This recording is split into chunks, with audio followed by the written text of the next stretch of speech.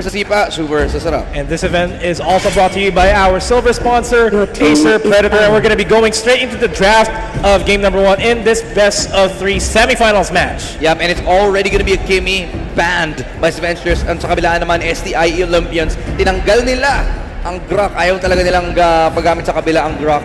So this draft to me says a lot of things. You know, the first 2 bans alone, you get rid of the early aggression coming in from the Kimi. You get rid of the early aggression from the Grok. Once you take those two things away, mas makakapag-farm ka ng maayos. Unless of course there's like a Lilia or a Rafaela who's gonna invade you or something, or a Franco maybe. But for the most part, it should be a little bit of a safer laning phase here.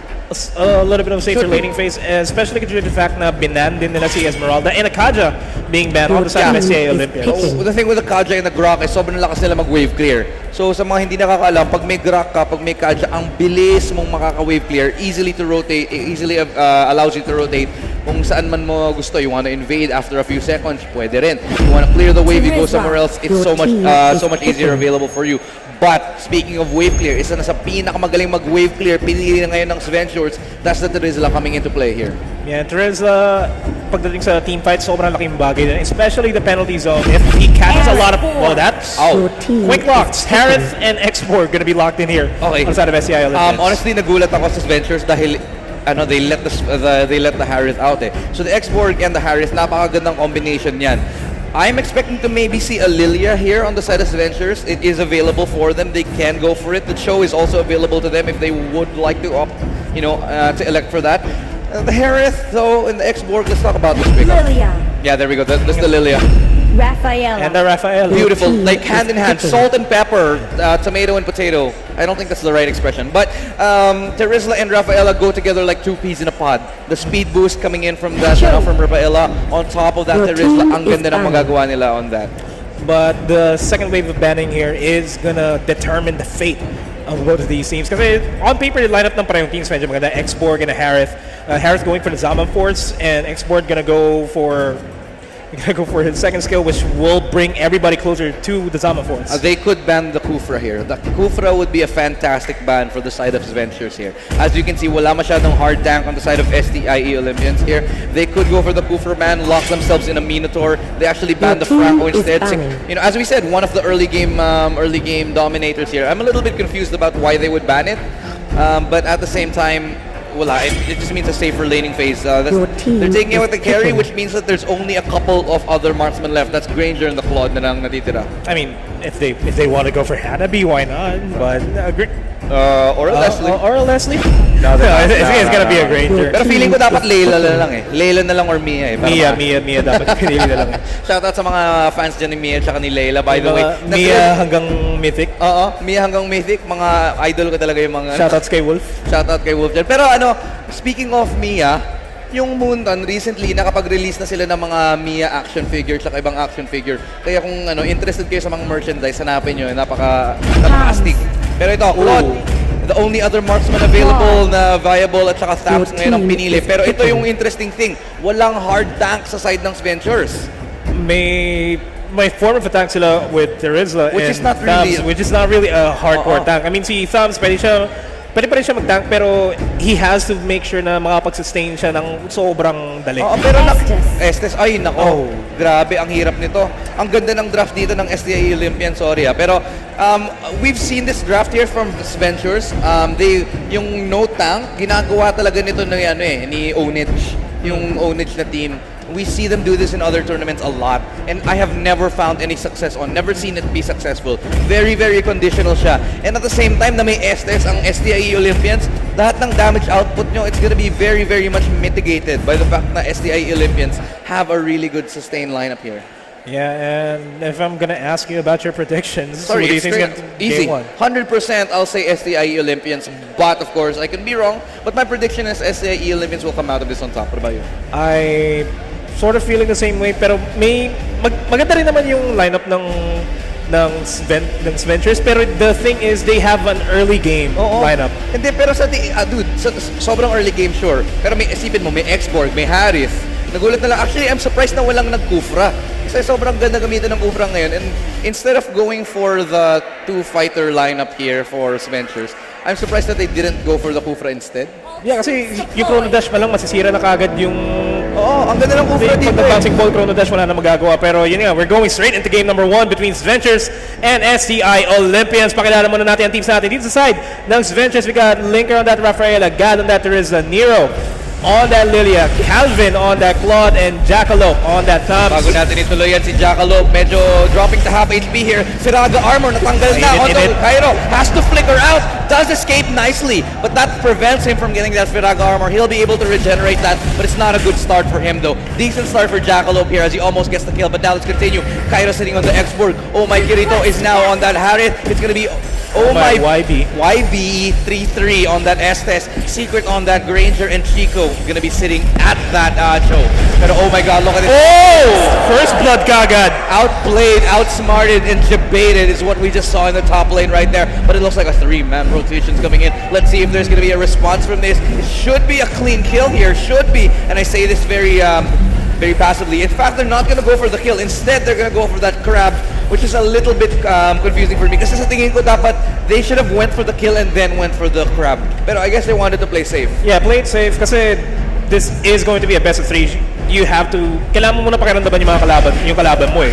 And with the roster, with what STI Olympians has, kailangan talaga nila pakiramdaman kasi if they give away any easy kills sa side ng STI Olympians, just like nangyari sa earlier part in the game, pwede sila mag-snowball ka agad na hindi kayang habulin ng Sventures. Yeah, and when it comes to the early game, we talked about it, STI Olympians, ang ganda ng early game setup nila here, but Jackalope may be getting a little bit too carried away, medyo naging over-aggressive siya kasi let's remember that, the Zalfor is going to be committed there over at the bottom jungle, that's going to be the Chrono Dash. The Vision actually being used by Gaddy's going to be singled out here. That's going to be Oh My Kirito securing the kill. Secret almost goes down. HPs on the side of SEAI Olympians are actually pretty low, so they need to back off there. Oh, 2 for 0 exchange. Oh, 3 for 0. Synchro Fission not going to be able to finish the job here, so Calvin is going to be able to TP away. Pero ngayon po na sa mid lane ngayon si Chico low on HP, pero not low on hope as they now try to go for the turtle. It's going to be a 4-man turtle take here. STI should be able to take it. In fact, they do. Kasi ngayon atras na sila kasi alam nilang low ang HP nila. Smart call kay Jackalope na hindi niya pinasok agad yun. Kasi if that were any other fighter, he would have went for the turtle steal and tried to go for a fight para lang ma-rotate yung team niya. Pero the thing is, yung nandun lang sa side niya is Rafael and Claude na dinedefend nila yung bottom lanes. Actually, kung Leo Mord yun, pwedeng clean up yun eh. Pwede. silang lahat eh. Pero teka lang, si Secret mukhang nakakuha ng kill. Pero nice one from Linker, nakakuha siya ng Calvin extremely low. Go for the BMI. Ay, pero hindi siya nakatakas nun. Oh my, Kirito gets a kill for himself and it's gonna be a 2-for-1 exchange dito sa bot lane. And SCI Olympians is really leading the pack here. 1-5, 3 minutes into the game. Slightly snowball. Slightly. Pag tuloy-tuloy lang ito, pagdating na 5 minute, 6 minute mark, tas laging namamatay yung Sventures, SCI Olympians is going to be expected to carry the mid-game going into it. Ito na nga yung sinasabi natin, pero never forget, meron pa ring Lilia. Pero Chico. teka lang, nandito sa bottom lane, penalty zone, gonna be committed ngayon. Hinahabol nila there's a Jikondo, Way of the Dragon. Jikondo, Way of the Dragon, gonna be committed as well. They're gonna be following up the damage, pero no kills gonna come out. The black shoes have been used. Full HP ngayon onto Lilia as they now try to escape, pero walang mamamatay sa teamfight na to. Smart call sa SCI Olympians to back off kasi the more na nag-extend sila sa laban na yun, malala sila mapapahama kasi Sventures, kaya nila makipagsabayan sa late game. Speaking of sabayan there, yung middle lane third, medyo munti ka na mag-fall din sa side ng SCI Olympians. Pero okay lang dito si Cairo kasi again, meron siyang Firaga armor, which means na kahit madamage siya ng marami, even if your health drops to half, you can actually regenerate that Firaga armor just by picking up those little tools that is actually dropped by the enemy or by by the minions. Right now, you name the game here is going to be Objectives, but Secret is going to be single-handed by Sventures, and then that's going to be a kill secured onto Secret. That's a Granger as well. And it is a 1-for-1 trade, one over to the bottom side, and that's going to be the middle lane being sieged up by SCI Olympians but as it could well. Be a dive here as they go onto Linker right here. They will go until as the tower goes down, pero mukhang may speed boost dito si Linker kaya makakatakas siya na walang problema in the top lane though. Nakuha nila ang top lane tower, so mas pabor ang trade na to para sa Sventures.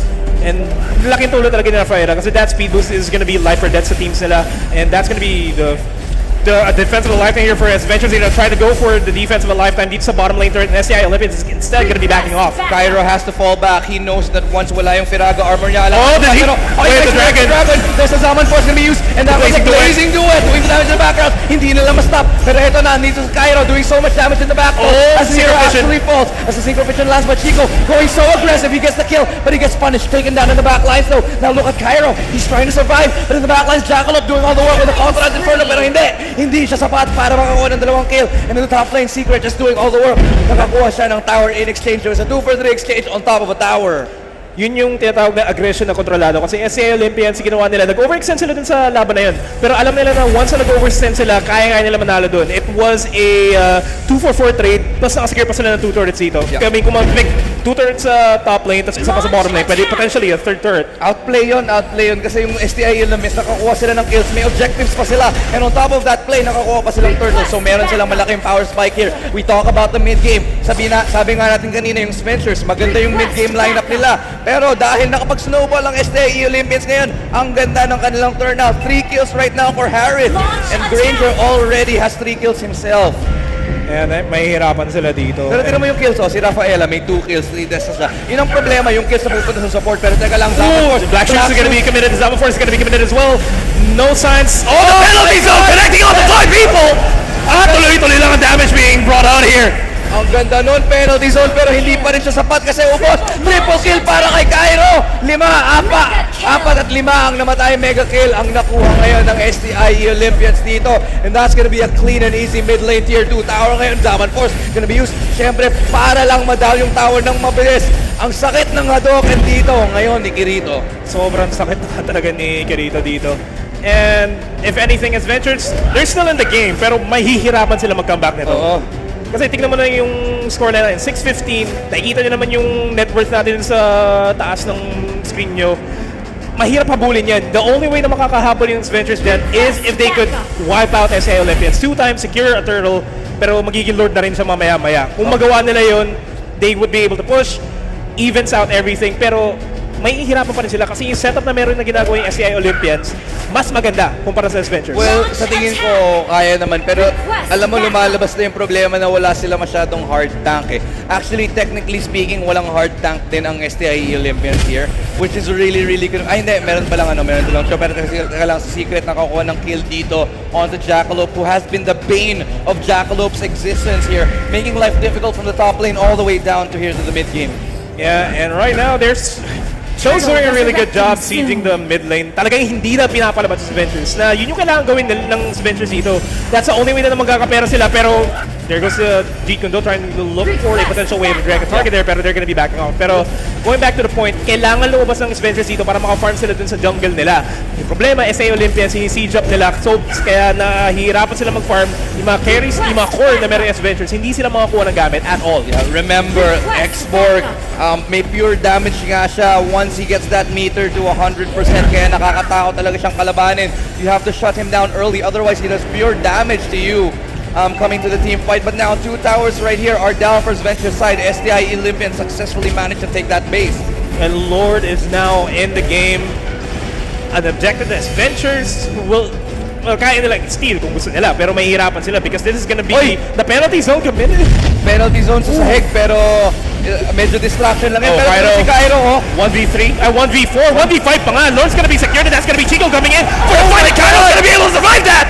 That's gonna be the last insanity used perfectly onto everybody. 1v4 pero nabuhay pa rin. Pero teka lang, nakuha ni Secret si Calvin dito. That's the Cloud going down. 1 more kill. Unstoppable na si Kirito. And it looks like it's gonna be GG kasi ngayon natitira na lang si Jackalope in a 1v5 situation. It's gonna be a miracle for him to survive this, but unfortunately, that may just be the case. No, that's not gonna happen because STI Olympians is gonna be securing game number 1 in this best of 3 semifinals. Wow, napakalinis galing sa STI Olympians. Alam nilang win conditions nila.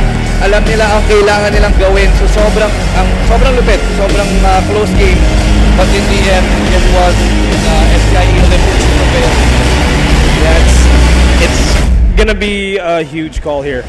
A huge mountain to climb para sa Sventures natin. I mean, if they were able to draft well, may maganda yung lineup. Hindi. Sa tingin ko hindi maganda yung draft. Hear me out. Outdrafted sila first two picks pa lang, may Xborg, may Harris na yung kalaban at saka walang tank. Yun nga, if only yung draft nila maayos, di na lang nila ma-play kasi mas may advantage yung setups ng STI Olympians. If they were able to draft it well, yun lang. Exchange stamps with the Kufra. Exchange stamps with the Kufra. Yeah, I would have said so kasi pwede naman mag-offlane yung yung Terisla. Okay na yun sa tingin ko. Very questionable. Ang ganda sana ng Kufra doon in that lineup, especially with with Harris. Makakancel niya yung mga chrono dash saka yung synchrovision. Pero again, sadly hindi natin nakita yon. STI Olympians, we know what they're capable of. Alam natin na malakas tong team na to. Pero yung Sventures, they need to dig deeper. I think a lot of it has to do with the drafting eh. Of course, may advantage dito yung STI Olympians. Meron din silang coach na nakakapagtulong sa kanila. Yung nga sinasabi na, 50-50 yung may coach kayo sa team, pero here, para nakatulong talaga yung may coach kayo para makatulong sa drafting. Pero going into game number 2, ano ba yung adjustments na kailangan natin ma-expect sa Sventures? Tank. That's one? Tank. Tsaka tank. Yes, yun talaga yung kulang eh. Tsaka tank. Saka feeling ko tank din ka. Oo, feeling ko tank din eh. I mean, honestly, we've seen this setup before so many times.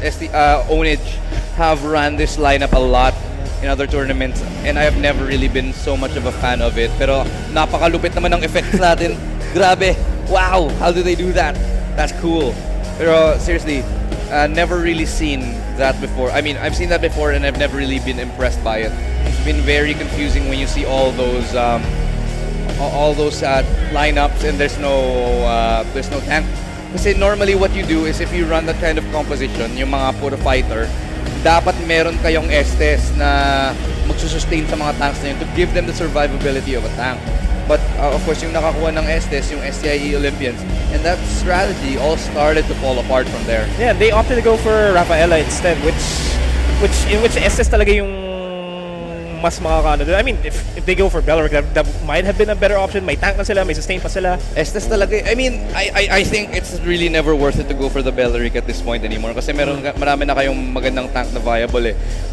You could have had the Rafaela and the Estes on one team and then have everybody do fighters and maybe one mage. That's fine. That's a good balance of a draft there, I think. But when you have that situation where you don't even have an Estes and you do so many fighters, it's very confusing for me. Like it doesn't seem like there's any synergy with it. You're just putting fighters right there and you're hoping they win the engagements. It's not a good direction, I think. It really isn't. Pero now it's the tail of the tape there for game number 1. Game number 2, a huge adjustment in the draft dito para sa Sventures for them to be able to force a game number 3. Pero kung tuloy-tuloy lang to, baka makakita tayo ng STI Olympians sa Rumble Royale Grand Finals. Yeah, but before, of course, we go into the second game of the second series, we'll talk about the Esports Tour. Thunder Esports Tour is the partnership between MET Events, Southeast Asia's largest esports event organizer, and Thunder Super Soda, a caffeine-powered soda brought to you by the Coca-Cola Company. Thunder Super Soda, super sa sipa, super sa sarap. And this event is also brought to you by our silver sponsor, Acer Predator. And of course, we are live on Facebook at facebook.com/MineskiTV. Don't forget to share the stream, use the hashtags. Yeah, and if you want to find out more about us casters, head on over to facebook.com/casterestrado. And facebook.com/nomadph. Yeah, that's how you find out more. But of course, on top of that, we're going to be giving away some prizes. So mamibigay kami mga diamante, mga diamonds, Yeah, and mobile also Steam credits, Steam wallet codes. Steam wallet codes. Yeah. So napakarami natin pamimigay, kaya manood lang kayo. Every milestone follower, milestone viewer, mamimigay kami. Kung nag-ML lang kayo, up to 1,000 diamonds ang pwede ipamigay sa isang tao. 1,000 diamonds. Ang dami mong magagawa doon. Maraming skin. Maraming skin. 2 buwan Starlight. Oo, Starlight. Actually, 3 buwan Starlight ata eh. Kasi yung Starlight ngayon, Yeah, may 30% off. may 30% Oo nga off. pala. So, pwede ka mag-3 buwan ng Starlight nun. Ay, hindi. First time lang yun eh. O kahit na. Kung Oh, first time sabagay. mo mag-Starlight, tapos dalawang 20%, it's 20% off every following Starlight. Ay, oo nga pala. Oo. Kasi pag nag-Starlight ka, may 20% off ka sa sunod na Starlight. So, ayun, meron ka pang discount, makakatatlong Starlight ka. Exciting times, win exciting prizes. But of course, on top of exciting prizes, we do have exciting games, because later on, we're going to be seeing a show match between Chicks and Doggy. Kaya sa mga fans dyan ni Doggy, dyan lang kayo, manood lang kayo. Yan lang kayo, manood lang kayo. Patayin mo sa second floor, pwede kayo bumaba dito. Shoutout dyan sa mga second floor, mga tao. Hindi shoutout sa second floor. Shoutout sa mga tao. Ayan, babalik tayo sa game natin kanina. Yeah, game number 1. Yeah, exciting games here. And you can see, ang gaganda ng mga setup, ang gaganda ng mga set dito ng STI Olympians. They found the opening time and time again, bursting down the right person. Every single time they were able to find successfully the one target that they needed. To the point that it came to the end of the game, it didn't really matter who they picked up, it was going to end up in a kill anyway. Because to be fair, normally when you have a tank, there's like one person on the team that you want to avoid. here in Sventures, if you have that lineup, STI Olympians can engage on literally anyone. Anyone, and the hole will be massive. And anytime that Sventures would try to go for a fight, STI Olympians will be able to fight back. I mean, kita-kita na natin dito, it's a 2v5 pero they still managed to lose that. Oh, grabe si Cairo, sobrang unat na niya at that point. I mean, especially with the... Sino ba kasama niyon? Si Estes, di ba? I think it was Estes. It was Cho. It was Cho. So 2v5, wala pang Estes yun. Ang galing ng survivability with the Last Insanity. And I think the Last Insanity kept him alive so long dahil may Bloodlust Axe ata dito si X-Borg. Yeah, that was the case. And that was really how you play X-Borg really well. Yeah, that's how you play X-Borg. Yeah, definitely. I mean, the Last Insanity in the middle of everybody. That was 5 members na sobrang sulit na sulit ang Last Insanity. Yung Firaga armor, even though it dissipated, mabilis siyang nabalik because of the amount of lifesteal that he had and the amount of tools that the opponent dropped during that time. But of course, going to the second game now, let's make some predictions. Let's make some predictions here and make it a quick assessment for the side of Sventures. Ano kaya kailangan nila gawin aside from getting a tank here? Draft well and make sure that the draft works. I mean, pwede mo naman kasi sabihin na maganda yung draft, pero they have to make sure that they play the draft really well. Yung tipong pag naglaro sila, pag pinick up na nila yung composition nila, aayos, yung kaya nila i-execute yung win conditions na meron sila. Like, example all this time, kung may Grok sila, kailangan mag-invade. Kung may Kami sila, kailangan si Kami maka level 4 kagad, makakuha kagad ng gamit, at maka-push kagad ng turret. But I think we're starting to see the end of the tank meta, I think. But yeah, sustain meta na is gonna sustain meta is alright, but I feel like you really need the tank because we've seen it so many times. It just doesn't work for me. I mean, STI Olympians, they did have like a really good tank in the form of Cho. And tas gumagawa ng play yung Cho eh. Sobrang exciting panoorin, especially when you have a Cho who knows what they're doing. On the other side, it wasn't exactly the case because there was no tank, there was no sustain, so it's a little bit confusing to me what the lineup was. And honestly speaking, if there's gonna be a potential ban here on the side of the STI Olympians, get the X-Borg out of their hands. Yeah. That's one of them. They really played really well there. You know, the X-Borg really starting to make a showing in the competitive scene. Normally kasi parang pagbagong hero, tinatansya pa ng mga players yan. Pero we've had a lot of time to see na, okay pala tong si X-Borg. Linalabas nila ng mga teams nila. And time again, we've seen the X-Borg do so well na worthy of a ban siya. And what I'm surprised by now is that you're focusing more on the X-Borg, focusing more on the Kufra. Tapos yung Lilia, pinapabayaan na lang. Yung isa pa nakikita kong surprising dito is some of the teams are starting to pick up Badang na ang tagal na lumabas yung Badang na ever since na lumabas na yung recent buff niya na mas lumakas yung mobility niya, mas lumakas yung damage niya, mas lalong naging apparent yung effect ni Badang. Kaso yung problema lang, hindi pa masyadong alam ng mga Filipino teams kung paano i-synergize. Sa Indonesia na pipick up na siya. Yeah, well, in Indonesia they do pick Badang, but Rise of the Philippine Heroes, on top of that, si Lapu-Lapu. Si Lapu-Lapu actually na napipili na siya, napipick na siya sa competitive scene. Actually, nakita natin si Kilowash ng Archangel. Madalas niyang ginagamit yung Lapu-Lapu. Napakaganda, mahusay siyang gumamit nun. Doesn't found all the success he's wanted to find with it, but it shows na viable na gamitin ng Lapu-Lapu ngayon. Pero normally you think about the offlaners, bilang lang eh. You have Leomord, you have Tams, you have Terisla. Yun lang. Pero ngayon, may Lapu-Lapu na. I mean, again, one way, sooner or later lalabas na rin si Badang dyan if they finally figure out. Well, ang Badang kasi more on safe lane siya linalagay eh. Not with the current buff. Kaya mambully ni Badang sa safe lane, sa off lane ngayon. I guess it depends. But from what I've seen, they've always played Badang na sa safe lane siya, na kasama niya may isang support para tumaba siya in terms of the late game. Kasi pagdating ng late game si Badang, napakalakas niya. But of course, I guess if you can play it smart, you can play him off lane anyway. And that's what's so good about Mobile Legends. So much room for creativity na kahit anong gawin mo, kahit anong hero gusto mong gamitin. Kahit saan siya pwede. Role-less meta can be a possibility. Maliban lang sa Mia. Si Mia, wag yung pipiliin sa rank. I mean, malay mo. May makita tayong Mia. Ay, may isang beses naglaro kami nila Butters, may kasama kaming Mia, pero nanalo pa rin eh. Kasi kayo yun eh. Kayo, di naman kayo pro eh, di ba? Yes. Pero pro scene. Pro scene. Pag pinili yung Mia, ibang usapan na yun, masasira yung rankings. Parang yung ginawa ni Oh My Venus na nakaraan. Ano ba yung pinili ni Oh My Venus nun? Nag-Rafaela siya. Nag-Rafaela saka Odette. Yung sobrang gandang Odette niya, no? Grabe mag-Odette si Oh My Venus. Nakita ko si Odette sa Legend Mythic nung after nung laban na yun, nakita ko na madalas si Odette. Actually, the thing is, when you talk about teams like Onyx PH, ang ganda ng ginagawa nila, binabago nila talaga yung meta. You see them bringing out a lot of heroes. Actually, I think they were the first one to pick, Rafaela. They were the first one to pick Estes. They were the first one to bring out the Odette. And they were the first to bring out, sino pa ba? Madami. Si Badang din, nilabas nila eh. Si Badang, ang galing ng Onyx PH. Pero going back into this, ano yung potential picks na pwede i-pick up ng Sventures dito? Tank. Ano yung potential picks nila for the lineup? Potential picks for the lineup here. I want to see more Rafaela Teresa combinations here. That's a really good idea to be able to pull that off. And at the same time, I do want to look for more tanky heroes. I want to see them pick up the Kufra. Kasi hindi natin nakita yung Kufra kanina eh. Yung Brock instaban na yan eh. Pero dapat yung Kufra. Actually, sa tingin ko dapat yung Kufra yung instaban eh. Medyo baliktad para sa akin eh. How so? I feel like Hoover has more of a bigger impact in terms of the match. Kasi in terms of damage, may damage siya, marami siyang mobility, marami siyang team play. Tsaka maganda yung initiation potential niya. Ang Kufra kasi, napakagaling mag-start ng team fight, napakagaling niya mag-initiate. As opposed to Brock, meron kang wall, meron kang wild charge, and at the same time, medyo predictable siya. You can kind of see it coming.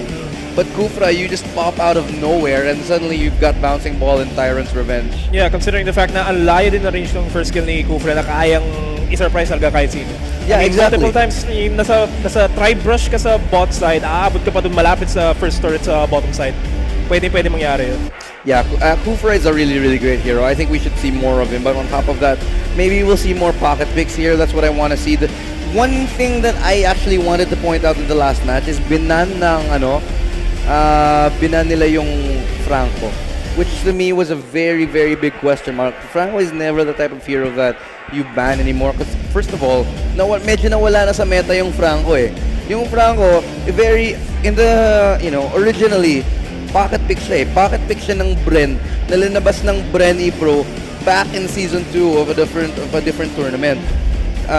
Season 3 pala. Season 3, oh. And then now, actually, mas madalas siyang ginagamit, people are starting to pick him and ban him. Pero akala ng mga ibang team na ban-worthy siya at saka first pick-worthy. Hindi eh. Hindi talaga kasi conditional na yung Franco. And so the fact na binan nila, they wasted their third ban on it. Instead of banning an Estes, instead of banning the Rafaela or something like that, they actually went and banned Franco. So a lot of it for me is the banning phase. Kailangan i-ban nila ang tamang hero. Kailangan nilang i-pick ang tamang hero for the side of Sventures. Yeah, kasi 50% of the fight starts with the ban. With the bans and picks in the draft. If you had to pick, what percentage would be the draft? What percentage would be the actual in-game? 60% draft. Yeah, that's actually interesting. Yeah, Kasi 60... actually baka 70% nga eh. Kasi your draft will shape the game. Yeah, kasi and that's already Maybe 60%. 60% because it's still gonna rely on how you're gonna be playing. Yeah, how you execute that draft. Yeah, exactly. But yeah, it's a very, very big percentage. Some people would argue 50%, some people would argue 40%, whatever. I don't care. I think it's still going to be, at the end of the day, a larger emphasis on the draft because napaka-iksi ng mga games natin dito sa Mobile Legends. Action-pack talaga siya kung action-pack. Action-pack talaga. And saka mabilisan eh. When in other MOBAs kasi, darating ka sa late game, kahit sino pwede manalo eh. It's 50-50. Here, you have a very, very short time to execute your strategy to make sure it actually goes according to plan. Kaya talagang dapat yung draft mo, mas maha-highlight yun in terms of your gameplay. yeah, kasi every single composition that you can go for, may timer yan, kumbaga. Like for example, if you go for a composition that centers around carry, meron kayong 10 minutes para mag-online si carry. Pag hindi pa online si carry by 10 minutes, problema na yun sa site nyo. Pero the lineup itself, kailangan i-sustain si carry. Yeah. Or kung any other lineups, may timer yun eh. But let's talk about for a second this esports tour here. What do you think this means to win this grand final here? If STI Olympians win it, if Rumble Royale win it, Sventures win it, what do you think this means for these teams coming here to play? Because they've come from all across the Philippines. May galing Pampanga, may galing Davao, Galing Cebu. Cebu pala, yeah. CDO and Cebu. CDO and Cebu rather, and they come here all the way from those provinces to fight in Manila. What do you feel like this means? This opens up a lot of doors for them, I think. I mean, this is gonna be proving to the people na may talents outside of Luzon. Kasi karamihan sa mga esports scene na nakita natin dito, almost every single composition na meron sila is Luzon players. Not much in Cebu, not much in Mindanao, in Visayas and Mindanao. Yeah. So this just opens up the opportunity na, uy, kaya pala sumubay ng mga taga Visayas, kaya pala sumubay ng mga taga Mindanao, which is undeniable. Kaya talaga nila sumabay. Which is good kasi it promotes really good competition. Kasi isipin mo, kung meron tayong sabihin natin ibang mga esports tour na or other league, sabihin natin mga liga, mga tournament, malalaking tournament dahil sobrang daming magagaling manlalaro sa Cebu. Madaming magaling na manlalaro sa CDO, di ba? It just promotes a really healthy culture of of esports, of growth here. And yun naman ang nakikita natin sa Mobile Legends. Napakalaki ng trajectory for growth of Mobile Legends in this country. And not just Mobile Legends, kasi may dalawa pa tayong titles dito, Dota 2 and CSGO, which historically speaking, pagdating sa Dota and CSGO, medyo Luzon bias yung laruan. Well, yes. Pero pag sa CSGO, meron kasi malalakas na team sa sa South eh. Sa South, Metronoia is one. Metronoia, yeah. Arcanis, yeah. And maraming malalakas na team na galing sa Visayas and Mindanao. But on the other side, of course, you never really are 100% sure when they're gonna show up. It's still the strongest teams are still coming in from the Luzon area. But here we go. Let's go into the second game. Handaan na po tayo pumasok. Ito na ang draft. STI Olympians versus Venture Gaming. Woo! Handa na ba kayo? Di ba ata sila handa eh? Cyber Zone, handa na ba kayo? Your team is yan yung gusto ko marinig. STI Olympians, Ventures Gaming. Game number 2, best of 3 ito. Cho and Harith is going to be banned. Yeah, that's a quick ban. You just don't want to see that Harith again, especially after what STI Olympians showed in that last game. Ang galing nila mag-Harith. And at the same time that Cho was taken out, they do not want to see that on the other side because they are first picking now. What could be the next ban here? I imagine that an Estes could be banned here, but it's actually a Kimmy. Might be a Grok on the other side for the ban. Might be potentially going to be a Grok. Remove one of those tanks that can cause a lot of problems for Ventures Gaming. Pero, I don't know, it's still... Kasi dahil sa ang dami ng heroes na malabas sa Mobile Legends, ang daming ng threat dito. 3 bans is slowly starting to not be enough. Ang daming pwedeng iban eh. Lilia, pwede. Pero, tignan natin. They have the mages are really falling off right here. Esmeralda has actually been banned instead of the Lilia. I mean, dati umabot sa punto na Lunox is always going to be a ban. Yeah, but now I think people have started to figure out how to play around Lunox. Yung parang alam din nila kung paano gagalaw around the Lunox, and immediately the Grok has been locked down. See what they can pick up. Venture Gaming, they have the X-Borg available to them. They have the Lilia as well. I wouldn't be surprised if they pick that up. Could be one of those. They could go for a Kufra. Pwede rin Kufra. Kufra, X-Borg, maganda yung combination nun. Kasi imagine, Tyrant's Rage plus the Last Insanity. Ang ganda ng combination din nun. Sobrang ganda. But instead, they go for X-Borg and Lilia, which is not a bad pick at all. That's a really good pick, actually.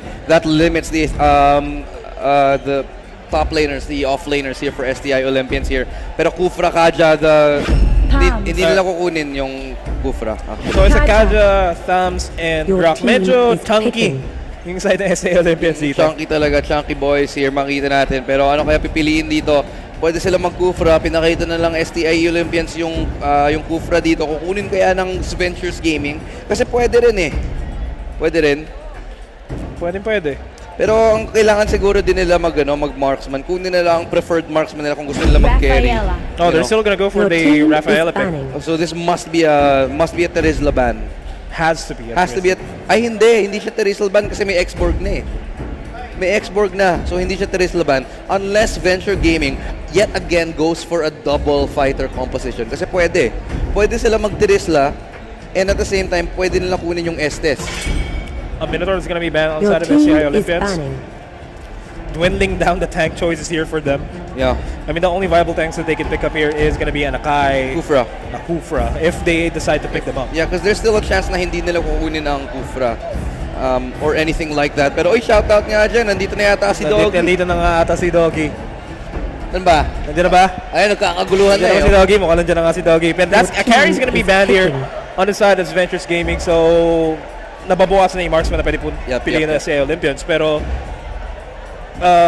first pick is going to be Granger. I'm not going to be surprised kung may Claude sila na pipick upin dito. Yep. Well, the Claude is probably the only one left. Lunox. But it's actually a Lunox and a Hellcurt. That's actually probably even better. I love that combination here. The Bruno's actually viable now. I would love to see them pick it up. Bruno's actually so good, and I'd love to see it now. But it's going to be a Claude. Claude. Stick with what works. Your team I actually is would have preferred the picking. Hellcurt. Because if you look at it, how many you can silence and burst on the side of Sventures Gaming, they would have been fine without that marksman anyway, and the Lunox as well. Well, what do you think is going to be the last pick here for Sventures Gaming? They do need a tank if they want to go for it. I think the Kufra should have been locked in a long time ago. They can still go for it now. Yeah, it's going to be a big thing. Lalo na, You want to lock, kasi kailangan nila ng knock-up para sa ano eh. Ay nako. it's going to be a Teresa. Oh, well, at least may Rafaela sila. Pero I'm still not convinced. The Kufra can knock up the Claude. Pagdating ng Blazing Duet, wala silang pang-cancel. Ayun. Sa tingin ko, yun ang pinakamaganda. Kasi pagdating ng Blazing Duet, kailangan nila na pang-knock up, pang-cancel ng Blazing Duet ni Claude. And the only way that you can do that, sure, may penalty zone ka. Pero that's not really 100% reliable. Pagdating ng meron kang Tyrant's Rage, meron kang Bouncing Ball, meron kang knock-up. There's so many ways that you can mitigate the damage or even cancel the damage of the Blazing Duet. I think this is a really good lineup for Sventures Gaming. I think they have a better draft, but at the same time, sa tingin ko, STI Olympians pa rin ang magwawagi. Yeah, it's going to be all about the execution here. Prediction niya, 2-0. Kind of leaning towards the 2-0 myself, pero we're just gonna see kung paano mag-play out yung execution nila. And this is gonna be game number 2. Game number 2, but in the meantime, before we do that, of course, just like quickly thank our sponsors, of course, Thunder, Super Soda, and MET Events. And of course, Acer Predator. Marami tayong papamigay in just a little while once we hit our milestone followers. So if you're interested in winning prizes, we'll let you know how to do that in a little bit. But let's go straight into the land of Dawn and try to figure out who's going to win the second semifinals of the day. But of course, before we do that, after we do that, it's going to be the grand final. It is going to be the grand finals. At medyo naghihingi yung mga tao. Parang feeling ko nandito na nga si Doggy. Pero Nandito we're gonna go into game number 2. Hindi si Doggy yan, si Tats yan. Si TDZ yan. Si TDZ. Pero yun na nga, SM City Norte sa Cyber sa magingay! Launch attack! Medyo mahina yung ingay eh. Isa pa! Cyber sa magingay! Ayan, okay na yan. Okay na yan. Pakilala natin yung teams natin dito parang ilustrado. It's gonna be on STI Olympian side. Chico's gonna be on the catch. It's gonna be Oh My YB33 on that Grok. Cairo is gonna be sitting on that Tam. Gonna be Oh My Kirito on that Lunox and Secrets on that Claude. And on the side of Sventures, we got Jackalope on that X-Borg, Nero on that Lilia. Pero bago natin sabihin yan, Cairo is gonna be the first blood here. Jackalope's gonna be able to secure that. Natuloy natin, Linker on that Rafaela, Calvin on that Granger, and Gad on that Kufra. Yan, makikita natin ang early start. Very, very good work from Sventures here. Nakuha nila ang unang dugo. Parang ano yun parang iba yun First blood napunta dito sa Sventures side. Ang unang dugo. Ikaw na po ay isang binata. Ano ba yung kabilan? Binata. Dalaga. If dalaga ka na, meron ka ng... Oh, Jackalope's gonna be walled off. That's gonna be the basketball committed.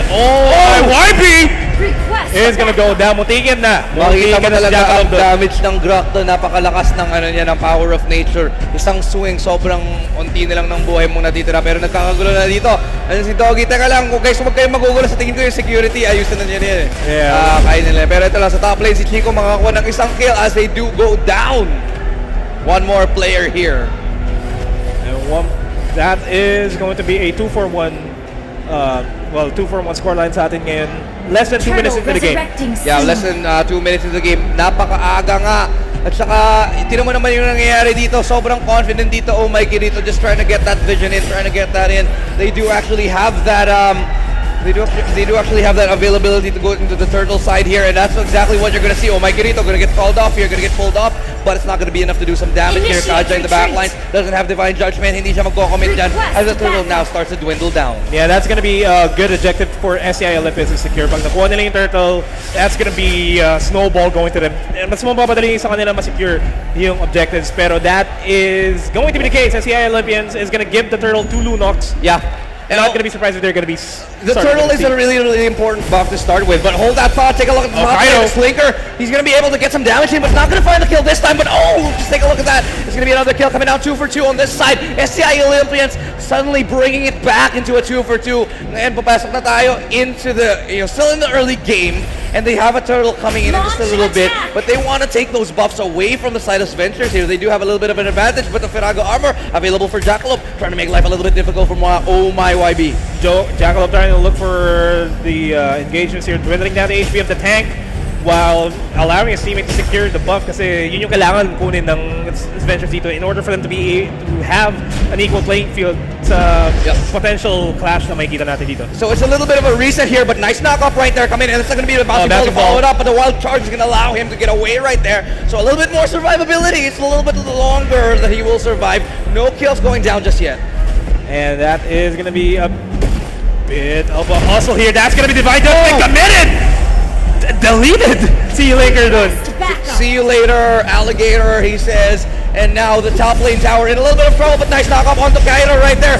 Cover run to Forno, going to be used up as well, pero hindi siya mukhang makakasurvive dito. As the tower now goes down with a beautiful Grok block coming up right there for STI Limits as they fall back into safety. The Grok block is Israel, and right now they're able to secure a turret, so that opens up the top jungle para makapag-farm yung STI Limits sa side ng Sventures. And yun yung kailangan i-secure ng Sventures dito. Kailangan nila mag-push sa bot side or any tier 1 turret para lang ma-even nila yung map control. Gusto ko yung nangyayari. Oy, pero nice knock-off right there. It's gonna be Oh My B to get that kill with a wild swing right there. Now it's gonna be Linker trying to get that damage in the middle, but that's gonna be the Sonata. Gonna do a lot of damage. And Calvin actually gets the first kill. Ngayon, tignan mo si Kirito. No more damage, no more HP on him. Does actually have the Order of Brilliance, but it's not gonna save his life though. That's gonna be another kill for Jackalope though. As the Bloodlust Axe actually gonna be finally picked up right now. And Jackalope still doing enough damage as they now fall back.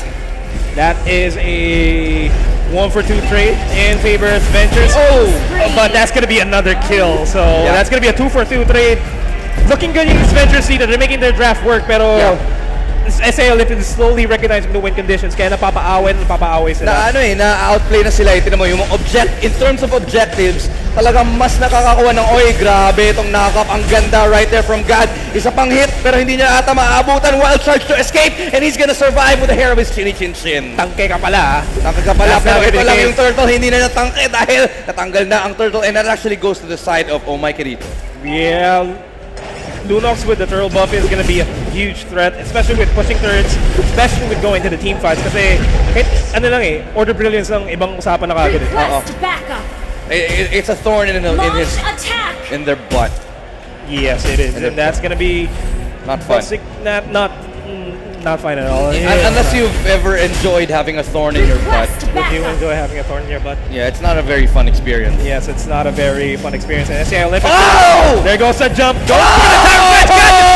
Not a lot of follow-up here on this side. That's going to be Tyrant Rage wasted. And that's going to be the middle lane secured by STI Olympians. But here comes the Sventures going in for the rest back here. Last Insanity, pero hindi the Blazing Duet. Double kill, Blazing Duet, double kill. And that's gonna be another one. Oh My Kirito, makakabawi siya ang 3-4-0 exchange. Ang ganda ng pasok ni God. Kaso, wala siyang backup, wala siyang kasama. Kung may kasama lang si God, that could have been a completely different story. But while that's happening against the top lane, it's now going to be favor 2. That's gonna be the wall off. And that's gonna be Calvin going down.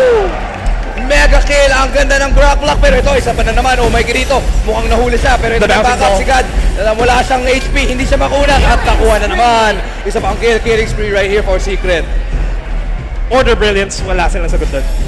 Wala silang sagot sa Order Brilliance, kasi hindi mo matatarget si Lunox, kailangan mo either ma-force out yung Order Brilliance or endure the fact na pwedeng Order Brilliance si Lunox at any given time. Alam mo, nakikita mo ang disparity dito ng dalawang team in terms of Sventures. Ang ganda ng mga initiate nila. So you have the mechanical ability, you have the ability to start the team fights, and you have the skill, but you don't have the Divine Judgment. Oh my God, the Divine Judgment yet again. But as I was saying, Gad, Turtle he's been opening up the map. resurrecting soon. He's actually doing phenomenal in terms of opening the game up. But the backup is never there. There's never been anyone to say, okay, I can follow up onto your damage. And so it just leaves people hanging. That's 2 or 3 times in a row na may opening ang Sventures na hindi na follow-upan.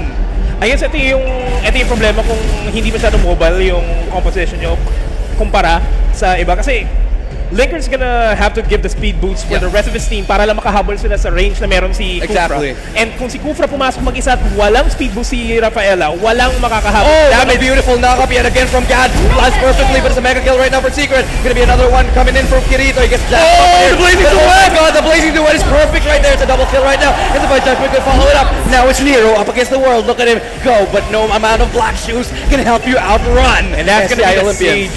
siege in the middle lane turn, and they're shoving out the top lane and the bottom lane as well. So this is going to be a hard game to control here for Sventures. Hindi makalabas na naman yung Sventures dito para makapag-farm. Backup. Yep, hindi talaga sila makaka-farm at all. Ito naman yung lineup nila. Kailangan nila mag-farm. Lalo na yung Lilia. Nero is 0 and 2. Siya ang may pinaka-kailangan ng kill dito pero hindi niya nakukuha dito. So unfortunate for him na kahit maganda ang opening dito for Gad, for anybody of the member of the Sventures side, hindi nila napafollow-upan. I mean, si Calvin may Blade of Despair na siya, pero he's not dishing out a lot of damage that he expected to have. Request Sayang, backup. hindi talaga niya makukuha. And it's 8 minutes and 30 seconds in. So medyo delayed onte yung kanyang Blade of Despair. Mega But at the same time, ayun, mega kill na naman makukuha niya. Mapipitas ang Granger. The one person na kailangan mag-farm ng hard farm dito. And all the lanes are shoving towards the side of Sventures. 8 minutes in the game, 17-5 in scoreline natin at hirap na hirap lumabas ang Sventures dito. Alam mo, minsan sa buhay, ganyan talaga yung mahirap, mahirap lumabas. Kasi yung parents mo strict, di ba? Yes.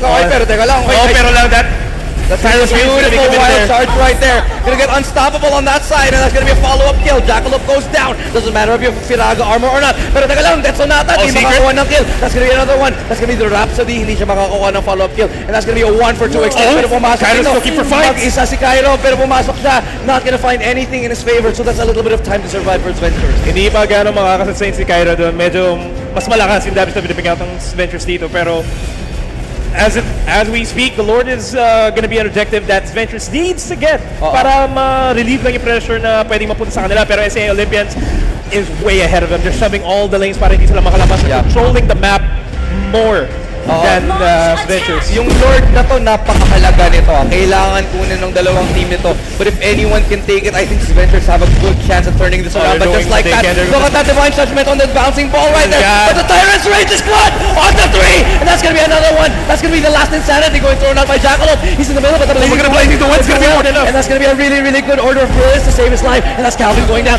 Double kill for Secret right now, and 4 people have been down on the side of Sventures. It's just gonna be Rafaela left alive. She does not have any damage at all to stop this push from coming in. Maybe she can heal the towers. Maybe if it's possible that Or might speed up the tower. That may be the case, but that's not gonna happen because right now it's gonna be STI Olympia securing the kill onto Linker and securing a 2-0 victory.